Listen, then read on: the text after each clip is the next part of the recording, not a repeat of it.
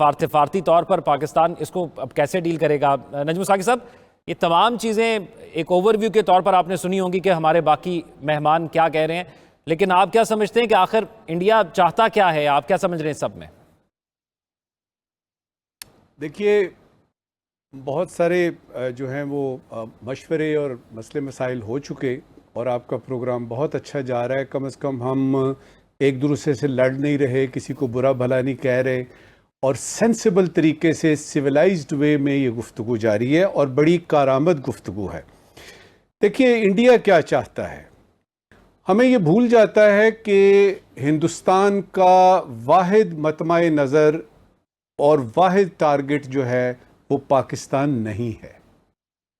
ہم نے جب بھی دیکھا ہندوستان کو تو یہ دیکھا جی کہ ہندوستان تو ہر وقت پاکستان کے ہی پیچھے پڑا ہوا ہے.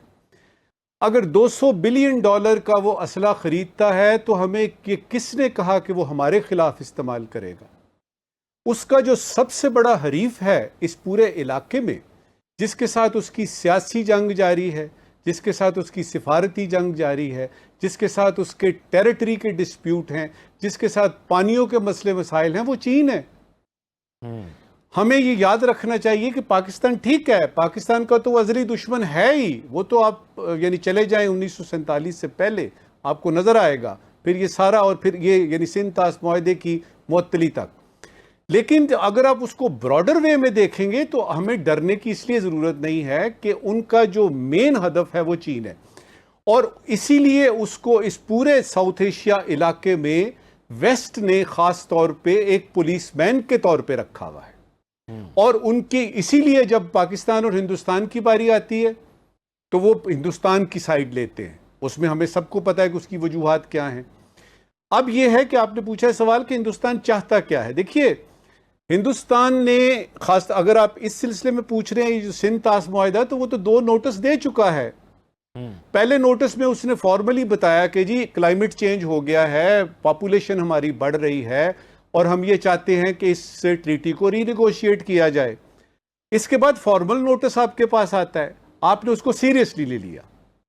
تو پہلے تو obvious کو کرتے ہیں نا، it is very difficult to explain the obvious. obvious یہ ہے کہ وہ آپ سے کہہ رہا ہے کہ جی ہم نے اس کو چینج کرنا ہے، آپ ہم سے بات کریں. اب جو فارمل آپ کا آیا ہے اس کے جواب میں ہمارے فارن آفس نے، پاکستان نے یہ جواب دیا کہ ہم نہیں چاہتے کہ اس میں کوئی چینج ہو، ہم یہ چاہتے ہیں کہ یہ ٹریٹی اسی طرح چلتی رہے. تو obvious چیز یہ ہے کہ انہوں نے 2 نوٹسز دیے اور اب انہوں نے اس کو معطل کر دیا.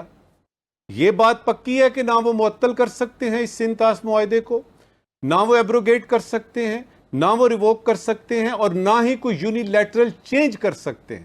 یہ ٹریٹی میں موجود ہے. لیکن obviously یہ بھی تو دیکھیں نا کہ اسی ٹریٹی میں ایک کلاز ہے، اسی ٹریٹی میں ایک کلاز ہے جو یہ کہتی ہے کہ اگر دونوں پارٹیز اس میں کوئی چینج لانا چاہتے ہیں حالات کے مطابق یا کسی اور وجہ سے، تو دونوں بیٹھیں، ری نیگوشیٹ کریں، اس پہ دونوں مل کے ایگری کریں. اور اس کے بعد ورلڈ بینک بیٹھا ہوا ہے، اللہ اللہ خیر صلی، یہ وہی ورلڈ بینک ہے جو 1960 میں بھی بیٹھا ہوا تھا. تو پہلے تو اس obvious فیکٹ کو دیکھیں.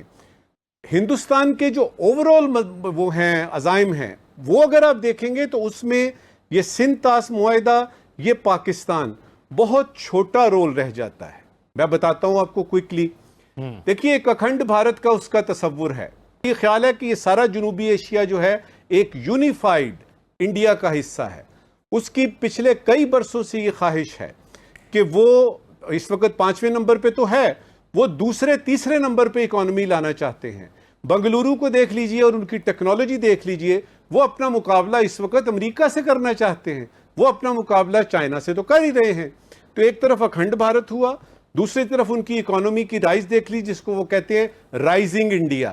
پھر اس کے بعد وہ یونائٹڈ نیشن سیکیورٹی کونسل کے پرماننٹ ممبر بننا چاہتے ہیں.